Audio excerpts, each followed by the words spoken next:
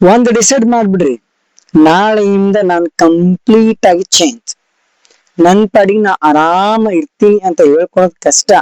But change ಆಗೋದ್ರಾಗ ಇರೋದ್ರಾಗ ಮಜಾ ಎಲ್ಲಿ ಇಲ್ಲ. ಇನ್ನೊಬ್ರ ಸವಾಸ ನಮಗ್ ಯಾಕೆ ಬೇಕು?